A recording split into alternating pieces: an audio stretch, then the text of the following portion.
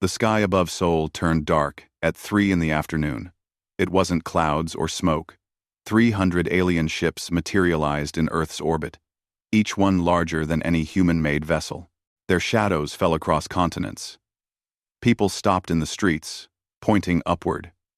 Car accidents happened as drivers forgot to watch the road. Television broadcasts cut to emergency alerts.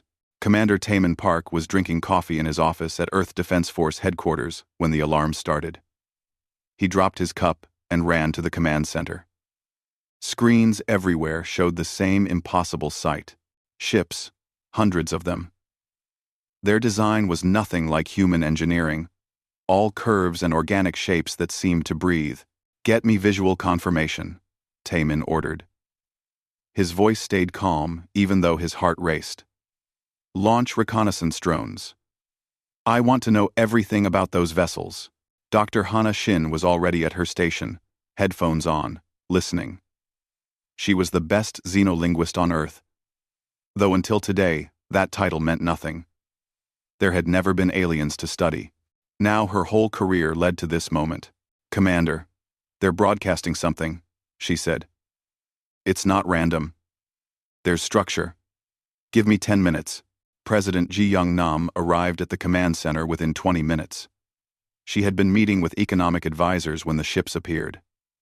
Now, all economic concerns seemed trivial. She stood beside Taemin, watching the screens. "Options?" she asked. "We have 47 warships in various stages of readiness," Taemin replied. "Against 300. Our weapons are designed for human conflicts. We don't know if they'll even scratch alien armor." "That's not what I asked. I asked for options." Taemin met her eyes. "We can try to communicate. Or, we can shoot first, and hope we survive long enough to regret it." On the largest screen, one alien ship moved forward. It was massive, easily 5 kilometers long. Its hull glowed with symbols that pulsed like heartbeats. Every military satellite focused on it. Dr. Hana Shin suddenly stood up. "I've got it. Basic structure, at least. They're using mathematical patterns as a foundation. Smart. Math is universal." She typed frantically. "They're sending the same message on repeat.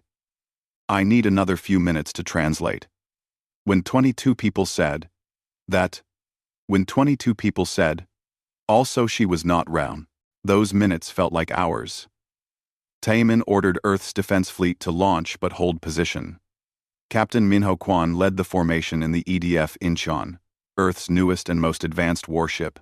Minho had fought in the Mars colony disputes 5 years ago. He knew war. But this was different. This was first contact. And it looked hostile. "Translation coming through," Hana announced. Her face had gone pale. "Commander, you need to hear this."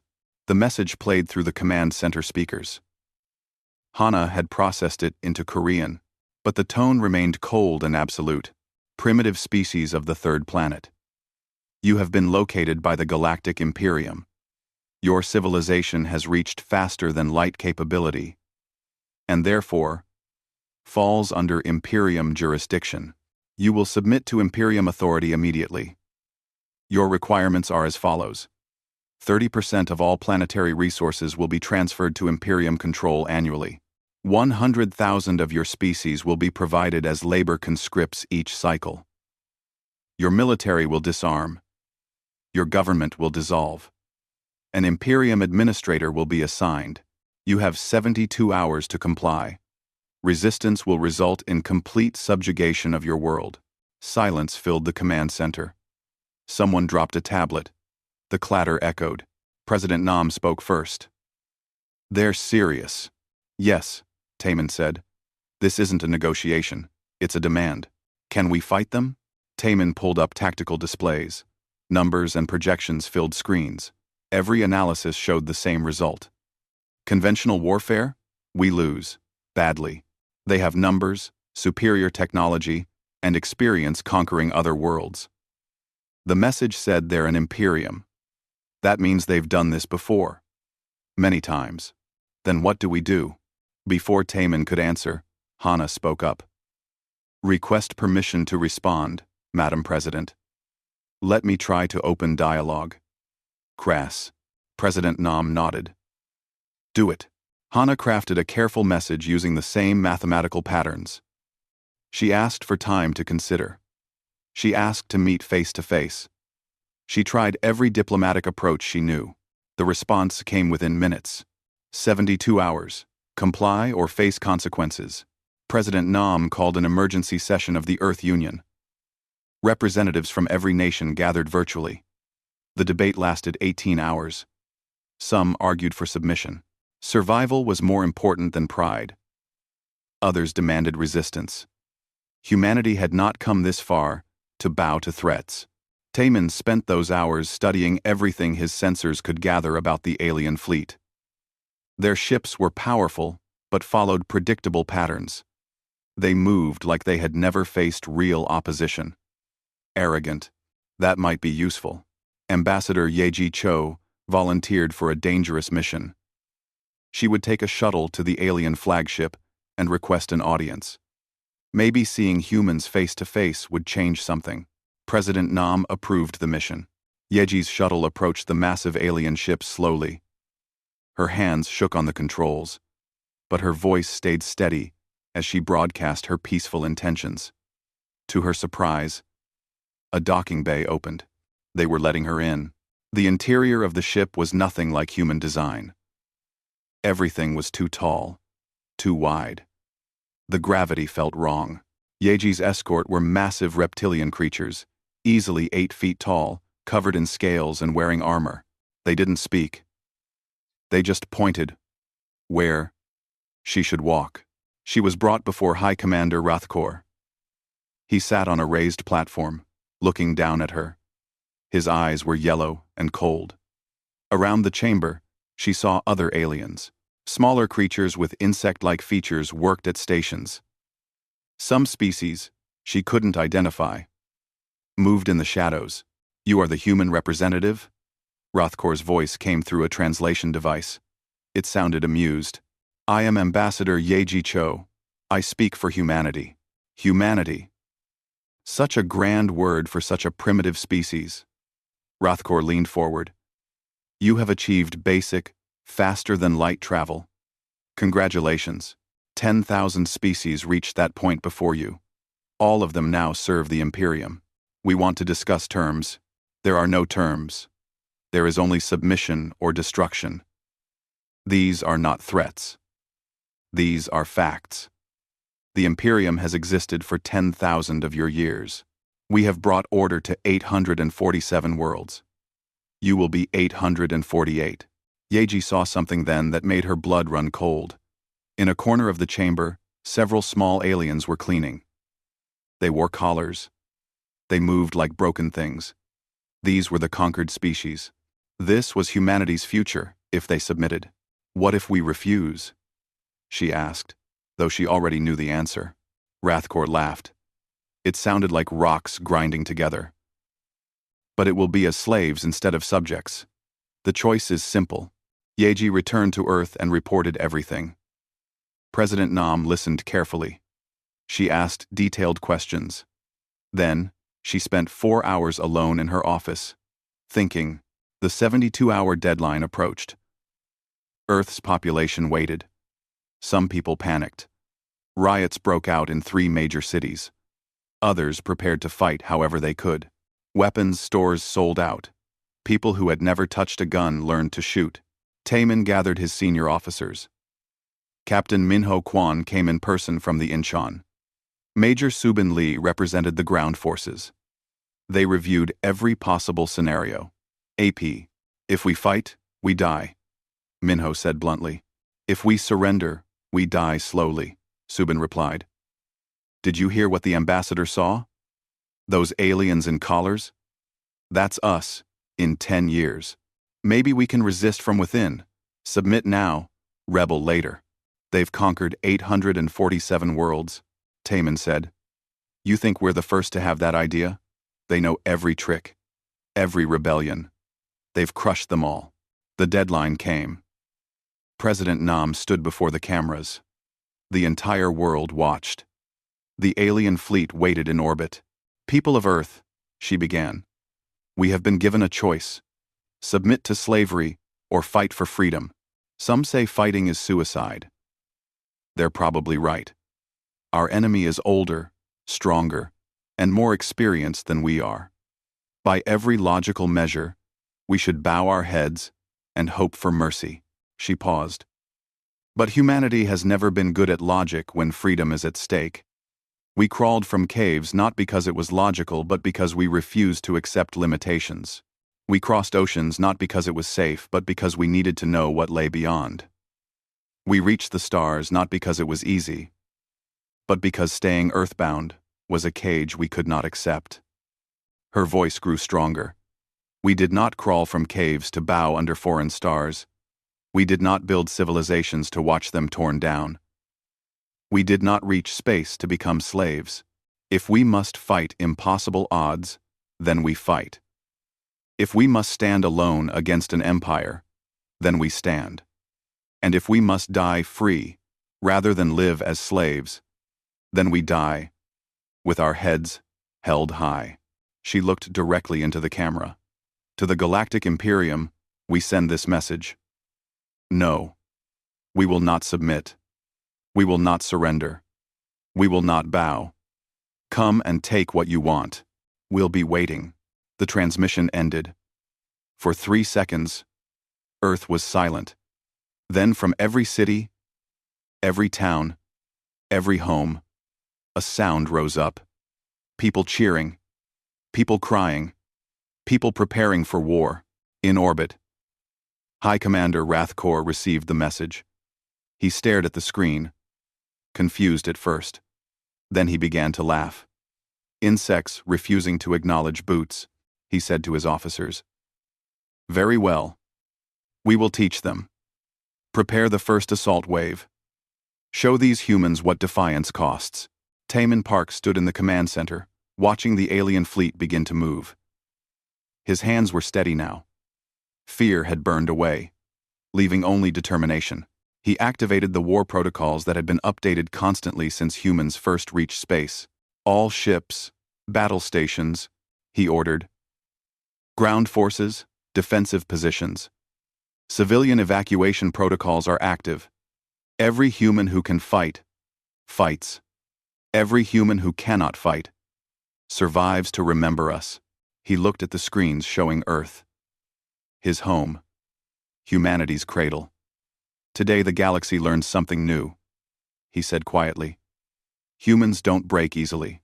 The first Imperium attack wave launched. 300 ships moved toward Earth. Against them, 47 human vessels rose from orbit. The odds were impossible. The outcome seemed certain. But war is not decided by numbers alone. And humanity had always specialized in impossible victories. The first battle lasted 3 hours. When it ended, 60% of Earth's orbital defense stations were gone.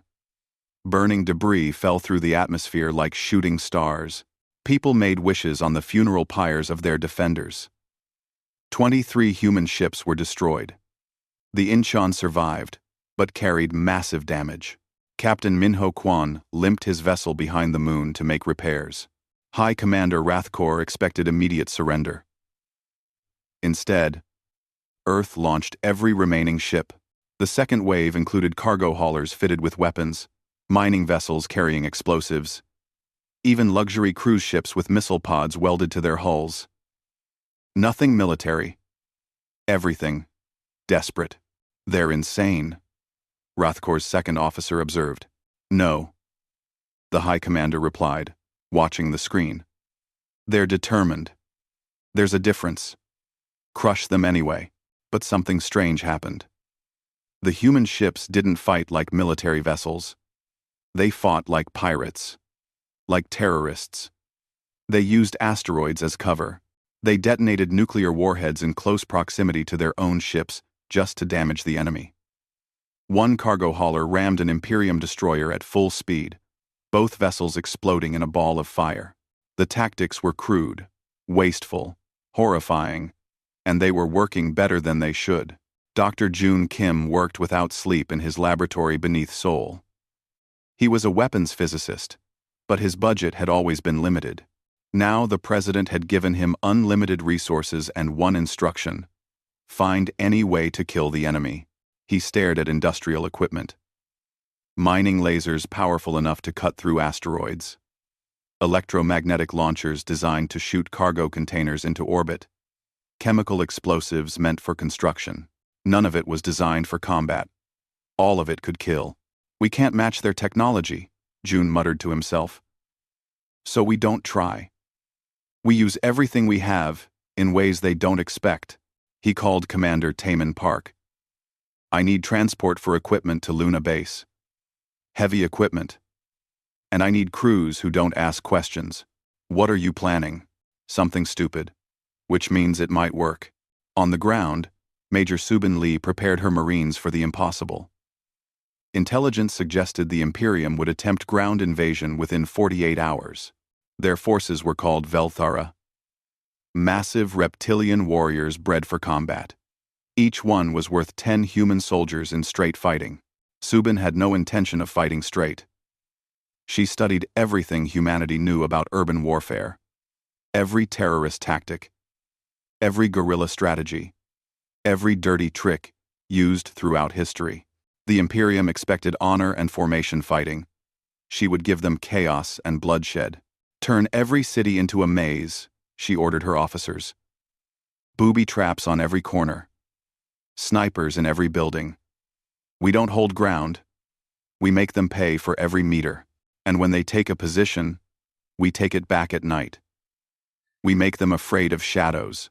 Lieutenant Daeho Choi led what remained of Earth's fighter squadrons. He had been a test pilot before the war, pushing experimental craft to their limits. Now he flew whatever could still fly. His squad included grandmothers in crop dusters and teenagers in racing ships. Military discipline had collapsed into something more dangerous. Unified desperation. His new tactic was simple and suicidal. Get close to enemy capital ships, closer than any sane pilot would fly, and fire everything at point-blank range. Half his pilots died on every mission. The other half became legends.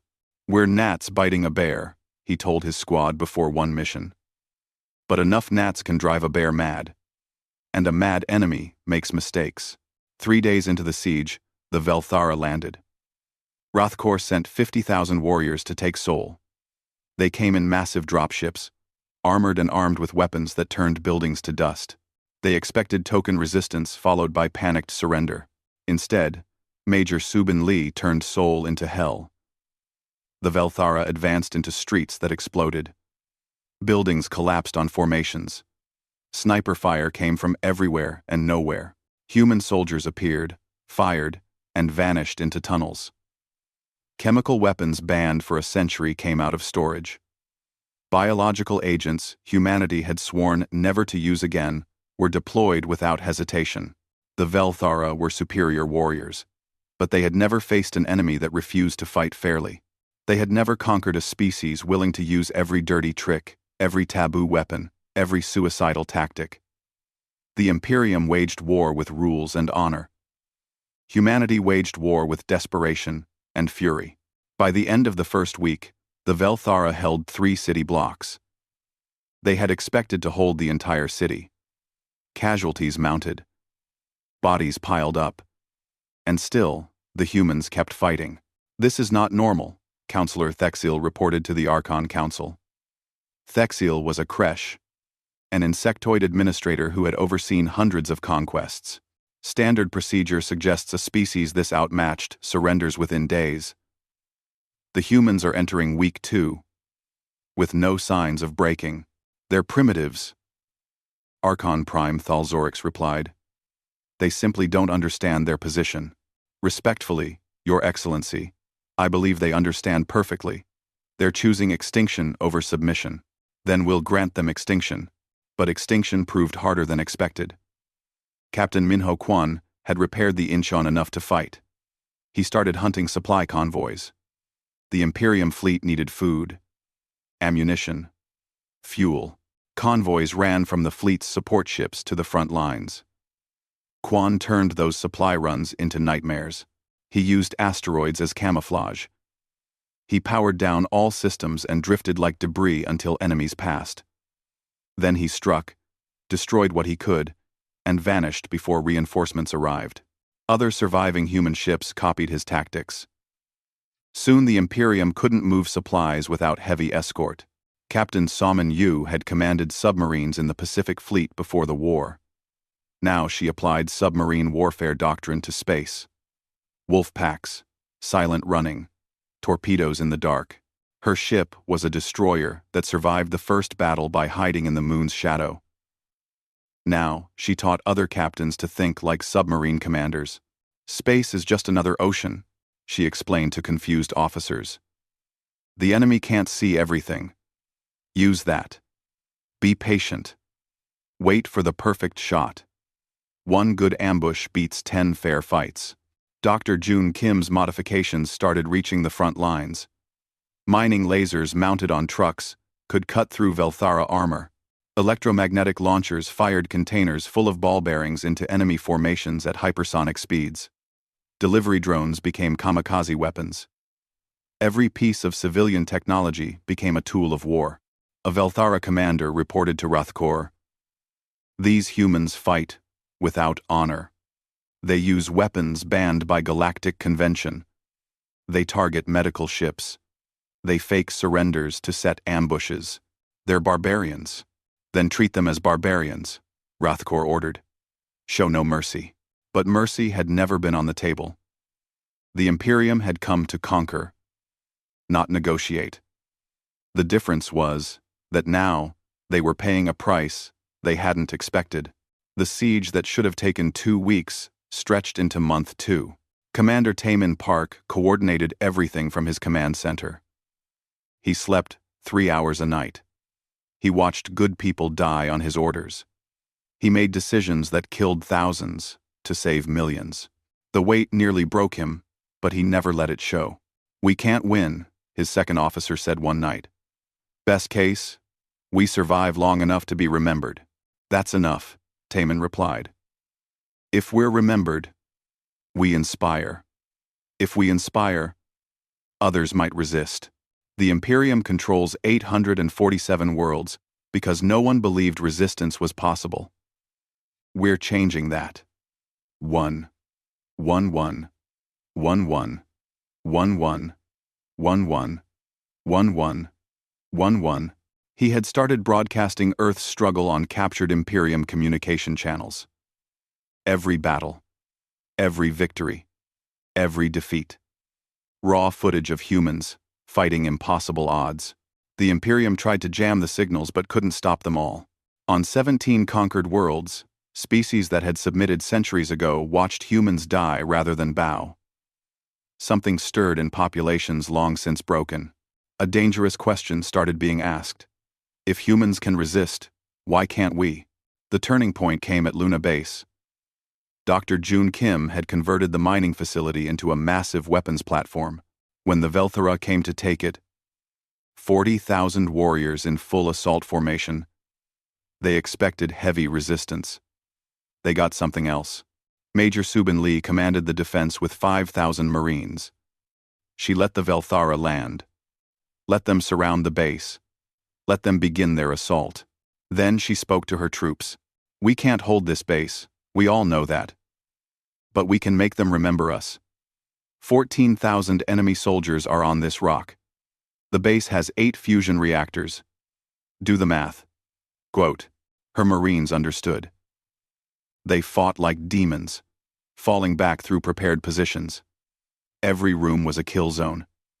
Every corridor, a death trap. The Velthara advanced, but slowly, paying in blood for every meter. When the enemy reached the core of the base, Subin and her surviving Marines evacuated through secret tunnels. They had 3 minutes before the reactors overloaded. Some didn't make it. Most did. The explosion was visible from Earth. Luna Base became a second sun for 10 seconds. 40,000 Velthara died instantly. The shockwave disabled 6 nearby Imperium ships. High Commander Rathkor stared at the debris field that had been Luna Base. He felt something he hadn't experienced in decades. Doubt. Doubt. "How long has this siege lasted?" he asked. 91 days, Commander. "And the humans still resist?" "Yes, Commander." Intelligence suggests their morale remains high despite casualties exceeding 30%. Number 3. Number 3. Number 3. Number 3. Rathkor had conquered 40 worlds personally. Not one had lasted 90 days. Most surrendered within a week. These humans were different. Dangerously different. "Request reinforcements from the Archon Council," he ordered. "These primitives require a larger response, but reinforcements would take time." And every day Earth stood defiant. Was another day the Imperium's reputation cracked. On conquered worlds, people watched and wondered. If humanity could make the Imperium bleed, what else was possible? Commander Taemin Park stood on the roof of the command center, watching fires burn across Seoul.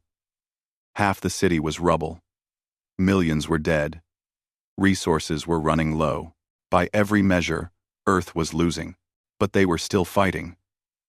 And somewhere, in the galaxy, that meant something. "We'll lose," Hanashin said, joining him on the roof. "Eventually, probably," Taemin agreed. "But not today. And maybe not tomorrow. Every day we survive is a victory they can't erase. Is that enough? It has to be." In orbit, Captain Minho Kwan prepared for another raid. His ship was more patch than hull now. Held together by determination and desperate engineering. Half his crew was dead. The other half should have been. "Course laid in," his pilot reported. "This one's going to be tight." "They're all tight," Minho replied. "That's why we're still alive." Ready weapons. The Incheon slipped through the debris field, a ghost ship hunting in the dark. The war was far from over. But Earth still stood. And that was enough for now. High Commander Rathkor made a decision that would change the war. If Earth refused to fall, he would strangle it by taking everything humanity held dear. 3 human colony worlds existed beyond Earth: New Daegu, New Seoul, and Harmony Station. Each held millions of civilians and minimal military protection. They would be easy targets. He split his fleet. 100 ships remained to continue Earth's siege. 200 moved to crush the colonies. It should have been simple. It was anything but. Admiral Haejin Bae commanded the colony relief fleet. She had 37 ships total, cobbled together from whatever could still fly. Most were damaged. All were desperate. When intelligence reported the Imperium fleet moving toward the colonies, she knew she couldn't stop them. But she could slow them. "We can't win a straight fight," she told her captains. "So we don't fight straight. We hit and run. We ambush. We make them chase us. Every hour they waste chasing us is an hour the colonies have to prepare." Governor Taejun Yoon received the warning with 12 hours to spare. New Daegu was a farming colony, peaceful and prosperous. It had been established to grow food for Earth's expanding population. Military defenses were minimal. The population was 3 million. Evacuation was impossible. "We stand," Taejun announced to his people. "Earth stands, so we stand. Prepare every able person for combat. If they want our world, they'll pay for every field." The farmers of New Daegu had never been soldiers. But they knew the land. They knew every hill, every valley, every cave system. Major Subin Lee's tactics had been broadcast across all human channels. They would copy what worked. Corporal Junho Park was only 19 years old. He had moved to New Daegu with his parents 5 years ago, seeking a fresh start. Now he found himself leading a unit of farmers and shopkeepers against an alien invasion force. His hands shook as he checked his rifle. "You scared?" "Terrified," Junho admitted. "Good. Means you're smart. Means you'll be careful. Careful keeps you alive." Dr. Minji Han worked in New Seoul Xenobiology Research Station. She had studied every piece of data humans had gathered about the Imperium species. When the warning came, she made a discovery that would prove vital. The Velthara warriors followed strict honor codes. She found references to ritual combat, to formal challenges, to rules of engagement that seemed bizarre to humans. They were conquerors, yes, but conquerors who fought by rules. They have cultural blind spots, she reported to Admiral Heijin Bei. They expect enemies to follow certain patterns. We can exploit that. The Imperium fleet reached New Daegu first. 50 ships entered orbit and began landing troops. 20,000 Velthara warriors descended in dropships, expecting minimal resistance. They found hell waiting. The humans had turned the entire planet into a trap. Fields that looked empty were minefields. Forests hid entire battalions. The caves were kill zones, and the civilians fought with farming equipment turned into weapons. Harvester blades became swords. Tractors became mobile fortresses. Grain silos became sniper nests. Corporal Junho Park's unit held a mountain pass. It was the main route from the landing zones to the capital city. His orders were simple. Hold for as long as possible. His unit numbered 200. The Velthara assault force numbered 5,000. The battle started at dawn. The Velthara advanced in formation, professional and disciplined. Junho's fighters opened fire from elevated positions. The enemy took casualties, but kept coming. They were too tough, too well armored. Conventional weapons barely slowed them. Then Junho remembered something his grandfather had told him about old Earth wars. Sometimes you don't need to kill the enemy. You just need to stop them from advancing. He ordered the demolition charges set in the cliff faces. The avalanche buried 3,000 Velthara under tons of rock. The survivors couldn't advance through the debris. The pass was blocked. Junho's unit had held, but at terrible cost. Only 43 of his 200 fighters survived. We did it, someone said, shocked. We delayed them, Junho corrected. They'll find another route. But we bought time. That's the job. Admiral Heijin Bei's fleet hit the Imperium supply lines like sharks. She had studied Captain Minho Kwan's tactics and improved on them. Her ships traveled in packs of 3, always moving, never stopping. They found a supply convoy heading to New Daegu and struck without warning. The battle was brutal and short. 2 human ships were destroyed, but 5 enemy supply vessels were crippled. The Velthara ground forces on New Daegu suddenly had limited ammunition and food. The invasion slowed. Captain Sominyu developed a new tactic she called the Gauntlet. She created a debris corridor in space using destroyed ships and asteroids.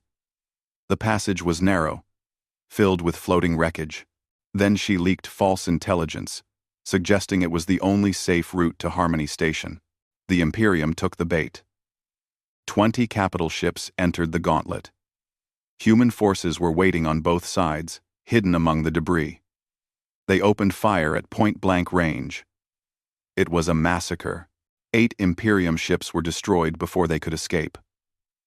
The others retreated, damaged and afraid. Space warfare is about psychology as much as firepower, Salmon explained to her crew. Make them afraid.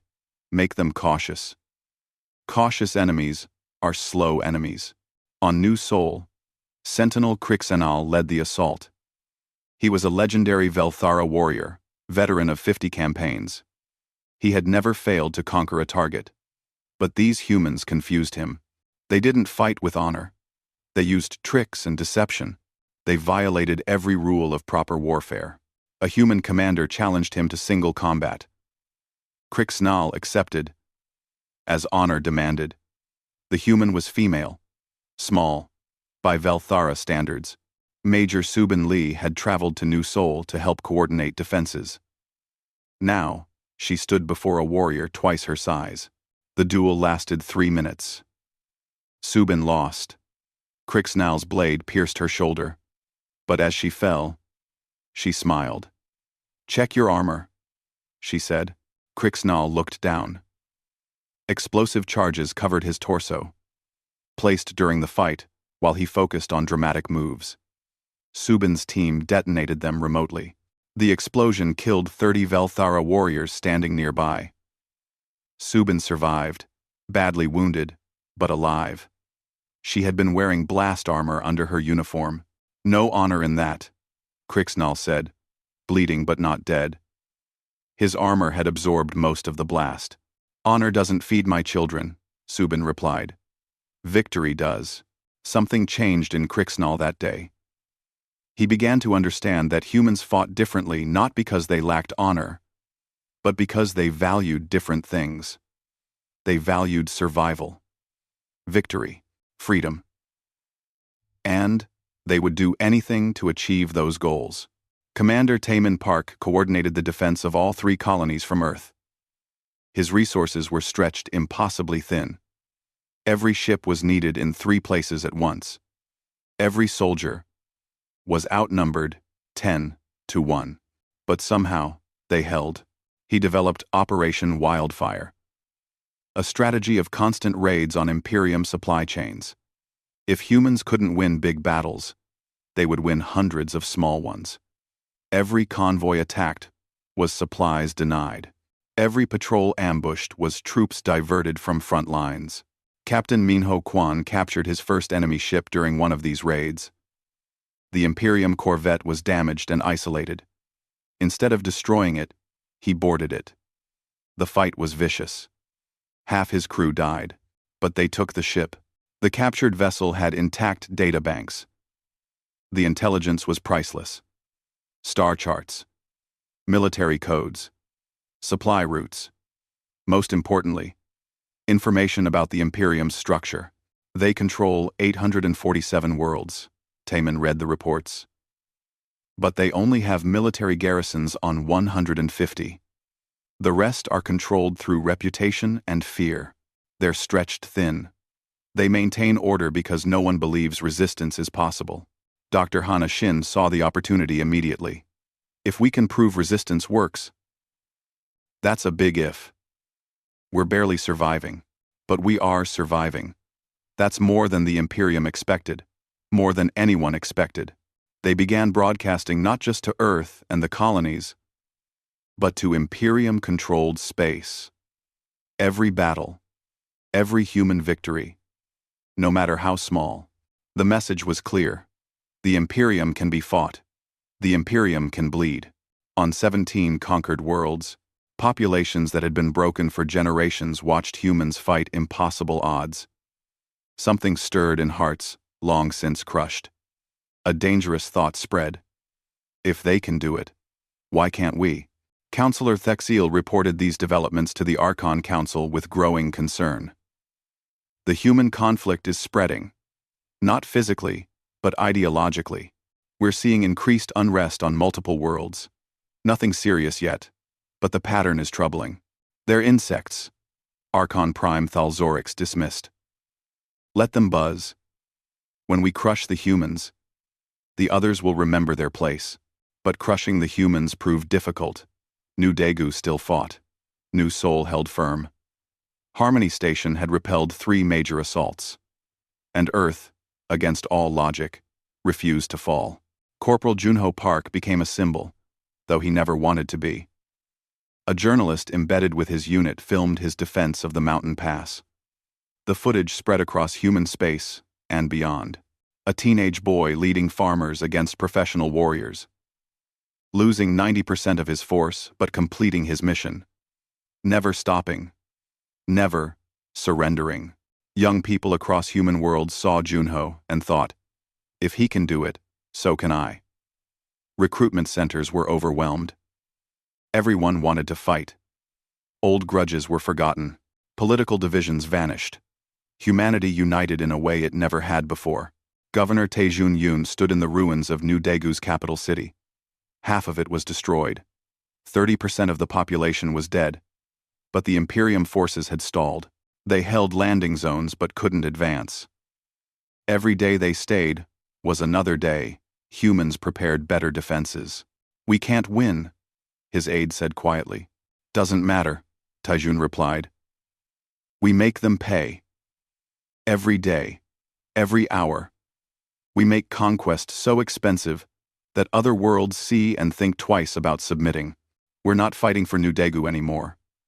We're fighting for every world the Imperium will try to conquer next.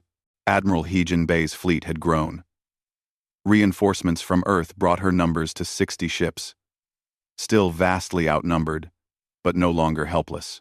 Her captains had learned how to fight smart instead of strong. They attacked in ways the Imperium couldn't predict. They made the enemy afraid of empty space. Back on Earth, Commander Taemin Park watched reports from all fronts. The situation was desperate, but not hopeless. Humanity was losing by every conventional measure. But they were learning, adapting, surviving. How long can we hold? President Ji Young-nam asked during a strategy session. That depends, Taemin replied. If the Imperium commits their full strength, we fall within months. But they can't commit everything. They have 847 worlds to control. We're one problem among many. So we become the biggest problem. Make them choose between crushing us and maintaining control elsewhere. Exactly. High Commander Rathkor faced that exact dilemma. The human resistance should have been crushed by now. Instead, it grew stronger. His casualties mounted. His supplies ran low. And worst of all, unrest was spreading to other worlds. He made his report to the Archon Council, carefully neutral in tone. The human conflict requires additional resources. Their resistance is more sophisticated than anticipated. Then take what you need, Thalzorix ordered. End this quickly. But Rathkor knew the truth. There would be no quick end. The humans had turned warfare into something the Imperium didn't understand. They fought without honor, without rules, without limitations. They were willing to die to the last person rather than submit. And that made them the most dangerous enemy the Imperium had ever faced. The broadcast reached 47 worlds before the Imperium could block it.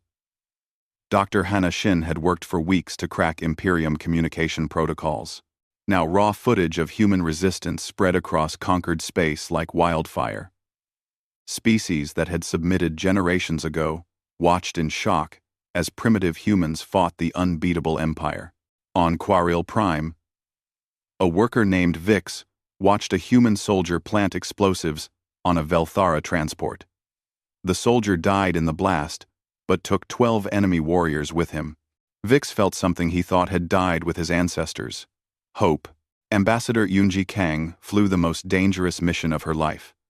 She traveled alone in a small civilian shuttle, using stolen Imperium codes to reach neutral space. Her destination was a barren moon, where intelligence suggested rebel elements from conquered species occasionally gathered. It might be a trap. It was her only chance. 3 ships intercepted her shuttle. None were Imperium vessels. The largest opened a communication channel. You are in restricted space. Identify yourself or be destroyed. I am Ambassador Yoonji Kang of Earth. I come seeking allies. Silence. Then, Earth. The humans who refuse to bow. We have heard of you. Come aboard. But if this is deception, you will not leave alive. The ship belonged to a Quaril resistance cell. They had been fighting the Imperium for 3,000 years with almost no success. They were exhausted, broken, waiting for extinction. Then humans appeared and changed everything. Vix himself met Yoonji in the docking bay. He was smaller than humans, covered in gray fur, with large eyes adapted for dim light. His species had been conquered so long ago that most had forgotten freedom existed. Why do you fight? He asked Yoonji immediately. Your technology is inferior. Your numbers are few. The Imperium always wins. Why die uselessly? Because living on your knees isn't living, Yoonji replied. Because some things are worth dying for. Because if we don't resist, our children will grow up as slaves. Is that useful enough? Vix stared at her. Then he began to cry. We forgot, he whispered. After so many generations, we forgot that choosing how we die is the last freedom they cannot take. That meeting changed the war. Vix shared 3,000 years of resistance knowledge. He told Unji about Imperium weak points that his ancestors had discovered. He provided intelligence on supply routes, garrison strengths, and political divisions within the Imperium leadership. Most importantly, he told her about 23 other worlds where resistance movements still existed in secret. They are small, Vix admitted. Weak. Waiting for something to inspire them. You humans are that something. Your broadcasts have spread further than you know. People who gave up generations ago are remembering how to be angry. Colonel Youngji Ryu coordinated humanity's intelligence operations. When Ambassador Yoonji Kang returned with Vix's information, Youngji saw the opportunity immediately. She created the Freedom Network, a secret communication system linking resistance movements across 40 worlds. We can't win alone, she told Commander Taemin Park. But we're not alone anymore. Every act of human resistance inspires others. If we coordinate, if we make the Imperium fight on 50 fronts instead of 5, we change the equation. Captain Siwoo Han led Earth's special forces into Imperium space. His missions were suicide runs with impossible objectives. He sabotaged supply depots. He assassinated garrison commanders. He spread weapons and training to local resistance cells. Half his team died in the first month. The survivors became legends in whispered stories across conquered worlds. On Quarrel Prime, the first uprising began small. A tax collector was killed. An Imperium administrator's transport exploded. The garrison commander dismissed it as random violence. Then it spread. Within a week, 3 cities were in open revolt. The Velthara garrison moved to crush the rebellion. They expected quick surrender once they started killing. Instead, the Quarrel fought back. They used tactics copied from human broadcasts. Ambushes, booby traps, hit-and-run attacks. They died by the thousands, but they kept fighting. High Commander Rathkor received the report with cold fury. One minor world in rebellion. Crush them. Make an example that will terrify others. But before reinforcements could arrive, another world erupted. Then, another. The pattern was clear. Human broadcasts were inspiring widespread resistance.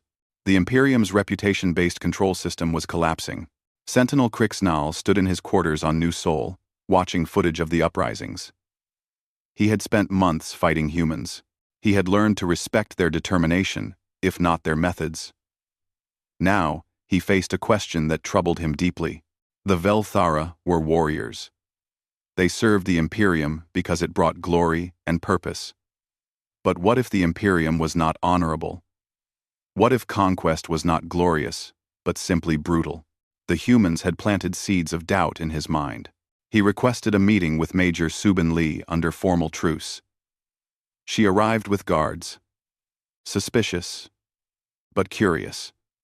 Her shoulders still carried scars from their previous encounter. "Why did you call me?"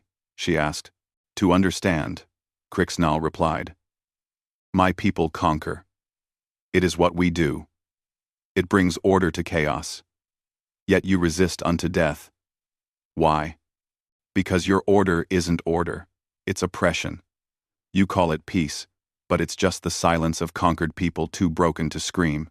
And dying achieves what? You cannot defeat the Imperium." Subin smiled coldly. "Maybe not. But we can make conquest so expensive that your empire can't afford it. We can inspire others to resist. We can turn the Imperium's greatest strength into its greatest weakness. You rule through fear. We're teaching the galaxy that fear can be overcome." Krixnal considered her words for a long time. Then he made a decision that would brand him traitor to his people. "Tell me about your tactics, your strategies, how you fight with such limited resources." "Why would I do that?" "Because I believe you are right. And I wish to help." Major Subin Lee studied the alien warrior carefully. This could be a trap, but something in his manner suggested genuine conviction. "All right, but if you betray us, I'll kill you myself." "I would expect nothing less." Commander Taemin Park could barely believe the intelligence reports. Uprisings on 47 worlds. Imperium garrisons stretched thin. Supply lines disrupted. Most shocking, a Velthara sentinel offering to defect with critical intelligence about Imperium capital world defenses. This changes everything, President Ji Young Nam said. We're not fighting alone anymore. No, Taemin agreed. But we're now responsible for coordination. These resistance movements look to us for leadership. If we fail, they fail. Colonel Youngji Ryu worked 20-hour days managing the Freedom Network. She coordinated attacks across 50 worlds, ensuring the Imperium couldn't predict where the next strike would come. Every successful raid was broadcast across the network, inspiring others.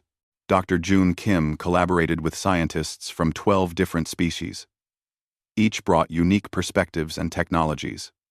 Together, they developed weapons that combined the best of multiple civilizations.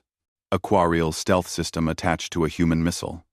Kresh biological agents delivered by human drones. Every combination deadlier than the sum of its parts. Admiral Heejinbei's fleet grew beyond recognition. Ships arrived from liberated worlds. Each was different, built by species with unique engineering philosophies. Her fleet became the first truly multi-species military force in galactic history. 2,000 ships flying under a simple banner. Freedom. We need a target, Admiral Heijinbei told the Coalition Command. Something big. Something that proves we're not just rebels, but a real threat. Sentinel Krixnal provided the answer. Velkar Prime, the Imperium capital. Strike there, and you strike at the Empire's heart. That's suicide, Captain Minho Quan objected. It's the most heavily defended world in the galaxy. Yes, Krixnal agreed. Which is why they will never expect an attack. The Imperium has never been attacked at its capital. Never. The psychological impact alone would be devastating. Commander Taemin Park studied the intelligence Krixnal provided. The defenses were massive. 5,000 warships permanently stationed in orbit. Planetary shields that could withstand bombardment. Garrison forces numbering in the millions. But the human commander saw something others missed. They've never been attacked at home, he said slowly, which means they've never needed to coordinate defensive operations on their capital. They have massive forces but no experience using them defensively. They'll be confused. Slow to react. We can exploit that. With 2,000 ships against 5,000? Someone asked. We don't fight all 5,000 at once. We use deception. Diversionary attacks on outer colonies draw forces away. Then, we hit Velkar Prime, with everything we have. Fast. Brutal. And we don't try to hold ground. We strike, broadcast our success, and leave, before they can respond properly. President Ji Young Nam addressed the coalition in a secret transmission that reached representatives of 23 species. Her words were simple but powerful. For too long, the Imperium has conquered through fear. They made you believe resistance was impossible. They made you forget that free people, united in purpose, are stronger than any empire. Today we prove them wrong. Today we strike not at their armies but at their myth of invincibility. Today we show the galaxy that the Imperium can be hurt. Tomorrow, we show them it can fall. The response was overwhelming. Every resistance cell committed their forces. Every captured ship was prepared for battle. Every freed prisoner who could fight volunteered. On Earth, civilians watched the preparations with mixed emotions. This massive offensive meant stripping Earth's defenses. If it failed, there would be nothing left to stop the Imperium's revenge. But if it succeeded, the war would transform from hopeless resistance to genuine revolution. Commander Taemin Park walked through the command center, looking at faces of people he had led through months of desperate fighting. So many were dead. The survivors carried scars, physical and mental. They were exhausted, but when they looked at him, he saw determination. One more battle, he told them. The biggest battle. If we pull this off, everything changes. If we fail, at least we go down swinging. When have we ever done anything but? Someone replied. Laughter rippled through the center. Dark humor of people who had faced death so often it became routine. Dr. Hana Shin prepared the final broadcast schedule. When the attack came, every conquered world would see it live. Every species would watch humans and their allies strike at the untouchable capital. The psychological warfare was as important as the physical battle. Vic stood on the bridge of a captured Imperium cruiser, now flying under Quarrel command. He was old. Too old for combat. But he had waited 3,000 years for this moment. My ancestors died fighting the Imperium, he told his crew. Today we honor them. Today we show that their sacrifice was not in vain. Similar speeches happened on hundreds of ships. Different species. Different languages. Same message. The time for submission had ended. The time for victory had come. High Commander Rathkor prepared for what he thought would be routine suppression of colonial uprisings. His intelligence suggested the main rebel fleet was scattered, fighting defensive actions across multiple worlds. He had no idea that 2,000 ships were gathering in dark space, preparing for the unthinkable. The Free Fleet assembled in silence. Human ships next to Quarrel vessels. Kresh transports beside captured Velthara warships. United not by species or culture but by one simple truth. Freedom was worth any price. Admiral Heijin Bei stood on her flagship's bridge, looking at the fleet display. 2,000 points of light, each one representing hundreds of souls. She felt the weight of command like never before. Commander Taemin Park's voice came through the communication system. All ships, this is command. Today we strike not for revenge, but for the future. We strike so that no species will ever again bow to tyrants. For Earth, for freedom, for every world that dreams of tomorrow. Attack. The Free Fleet jumped to hyperspace. Destination. Velkar Prime. The heart of the Imperium. The impossible target. And the beginning of the end. The Free Fleet emerged from hyperspace in 3 waves. The first wave was a deception. Fleet Admiral Hyun Woo Song led 500 ships in a direct assault on the Imperium's outer colony of Rathzul. The garrison scrambled to respond. Alerts went out across Imperium space. Reinforcements were ordered to Rathzul immediately, exactly as planned. While Imperium Command focused on the outer colony, the second wave appeared above Velkar Prime itself. 1,500 ships materialized in orbit around the capital world. The defenders were caught completely unprepared. For the first time in 10,000 years, the Imperium capital was under attack. Admiral Heijin Bei commanded the main assault from her flagship. All ships, engage at will. Primary targets are communication arrays and orbital defense platforms. Make it hurt. The battle began with shocking speed.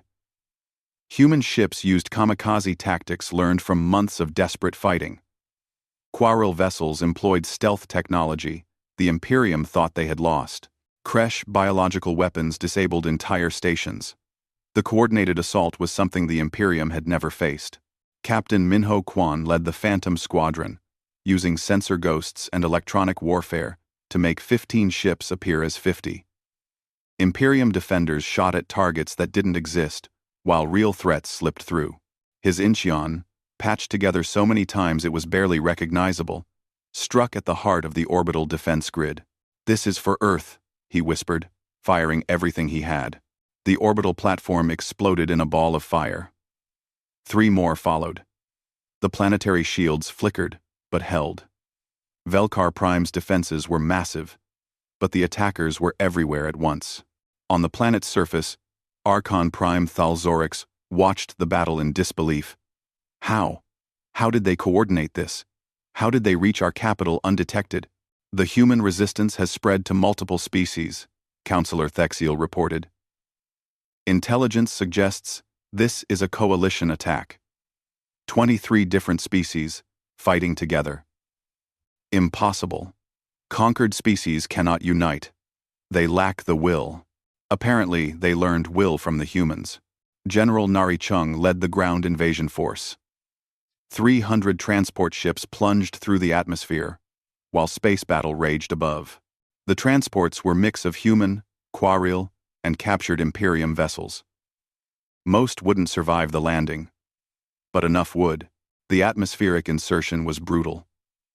Anti-aircraft fire destroyed half the transports, but the survivors landed near the Archon Citadel, the symbolic heart of the Imperium.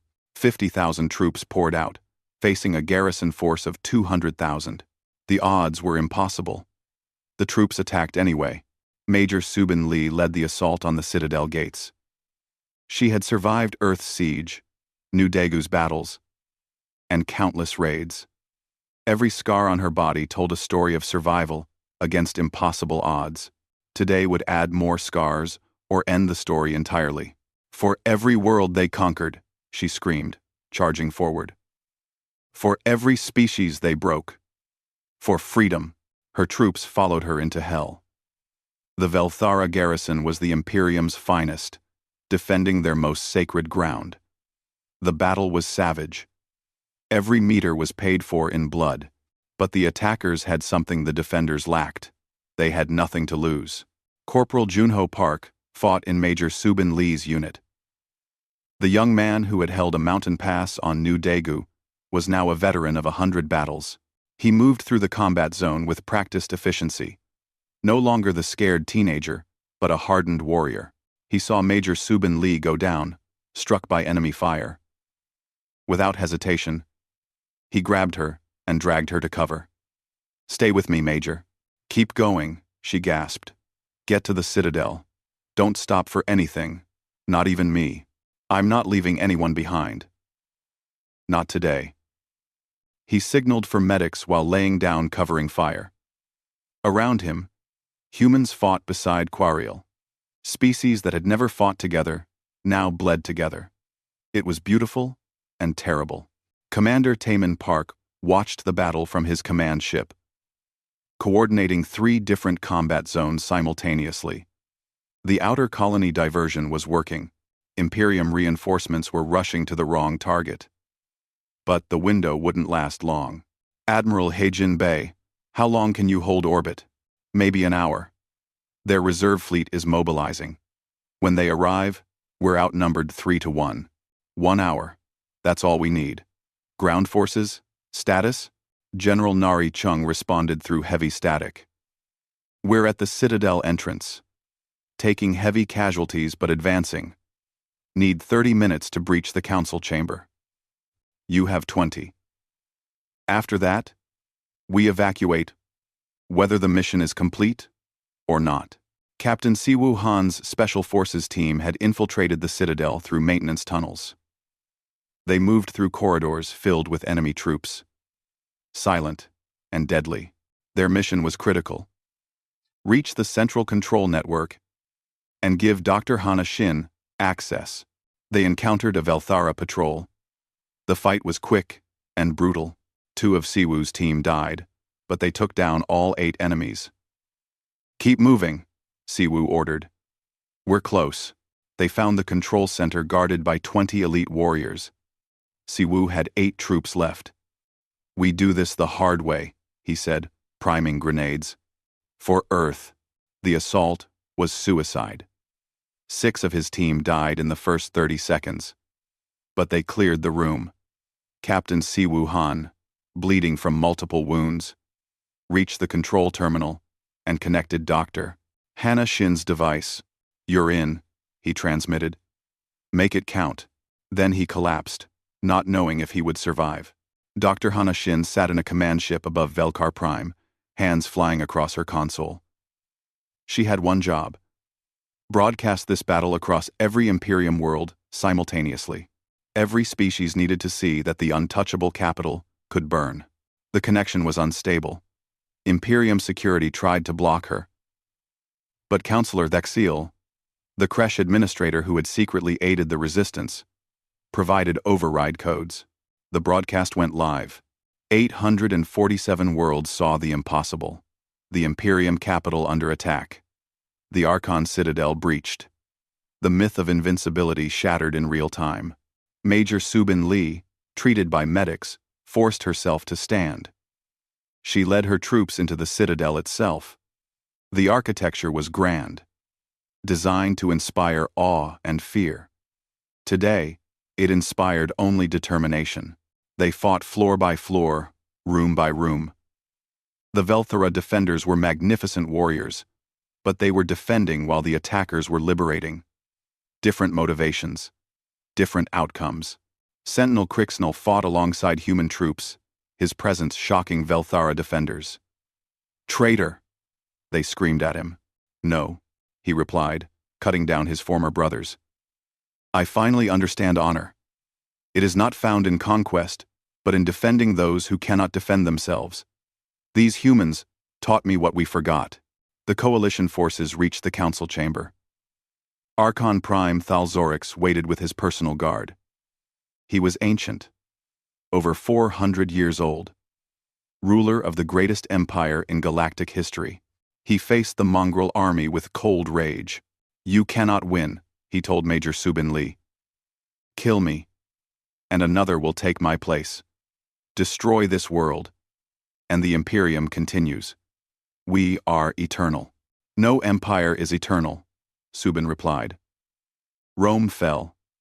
Mongols fell. Every tyrant eventually falls. Today, you learn that lesson."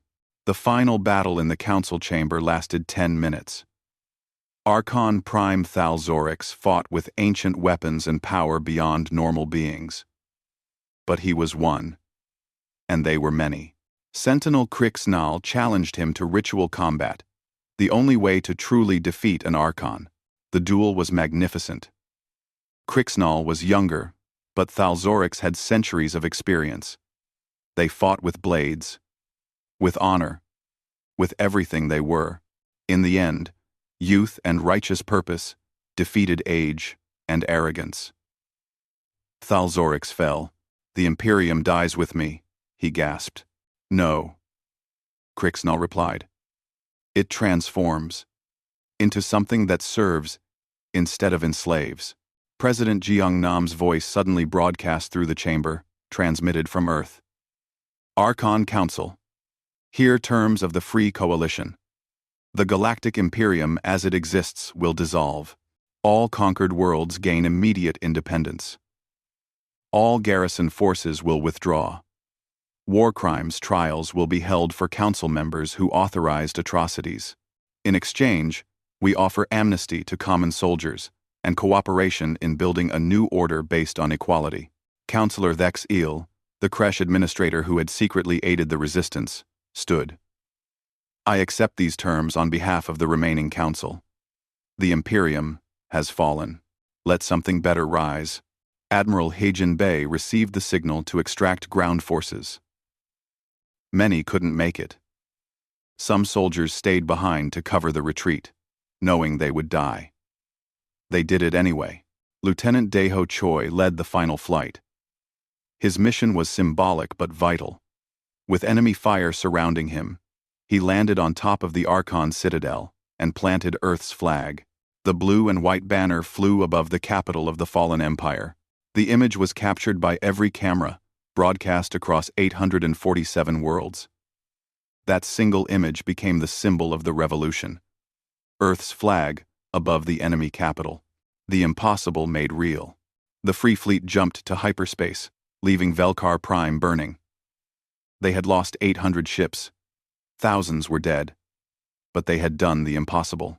They had struck the Empire's heart and survived. Across the galaxy, the response was immediate.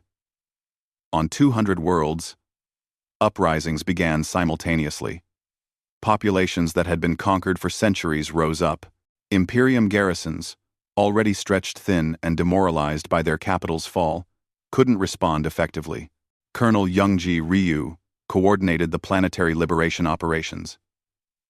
Each world was different, requiring unique strategies.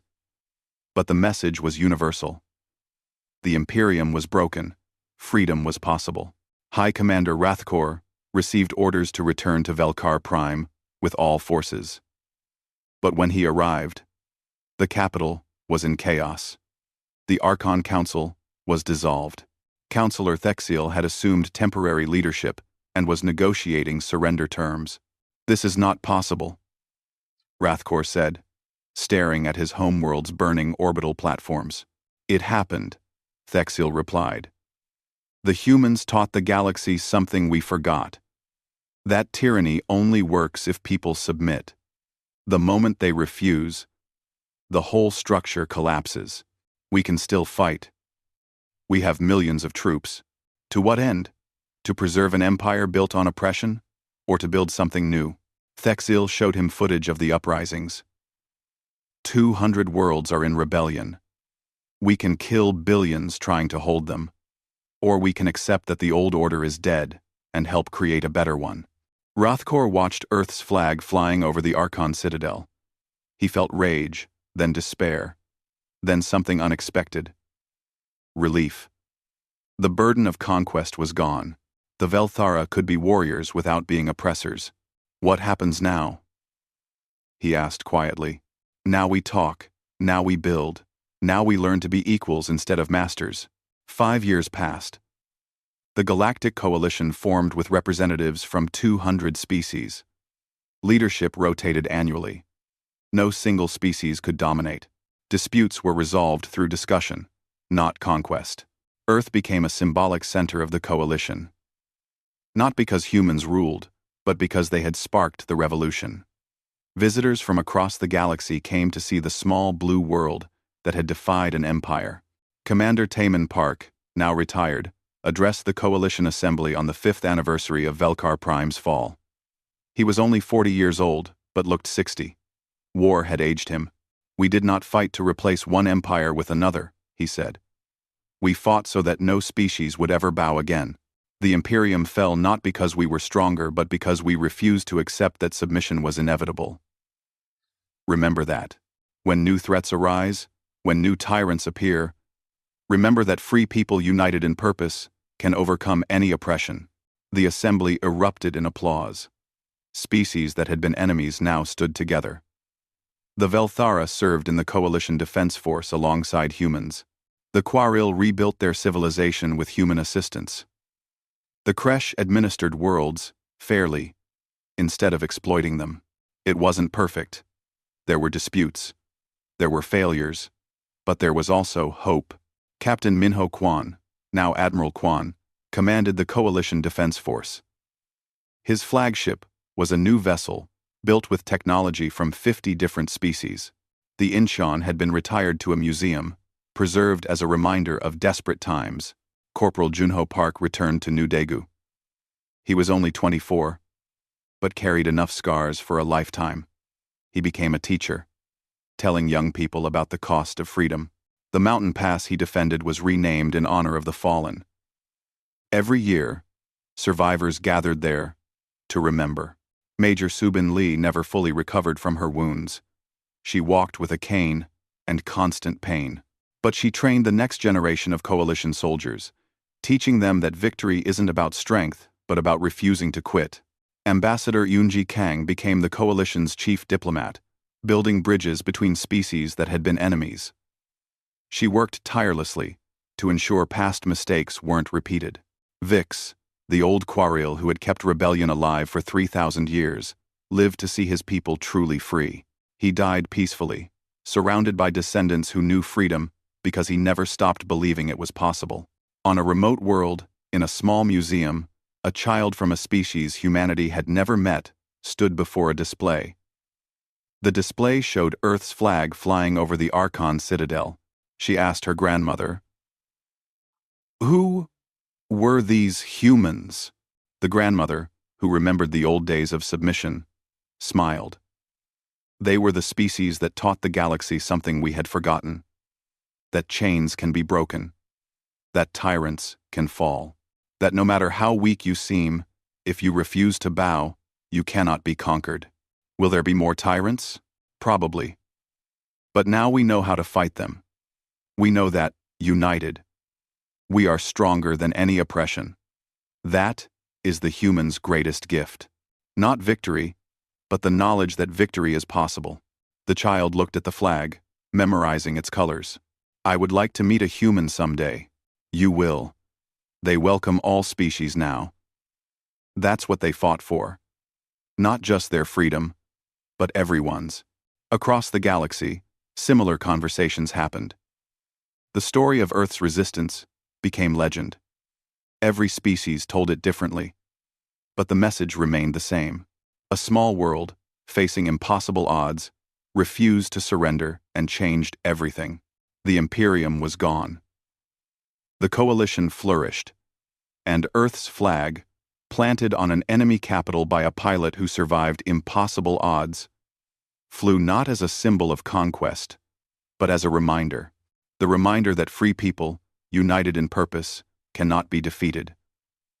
That the galaxy does not belong to the strong, but to those brave enough to stand when standing seems impossible. The galaxy had expected humanity to bow. Instead, Earth's flag rose over the battlefield, and the galaxy was changed forever.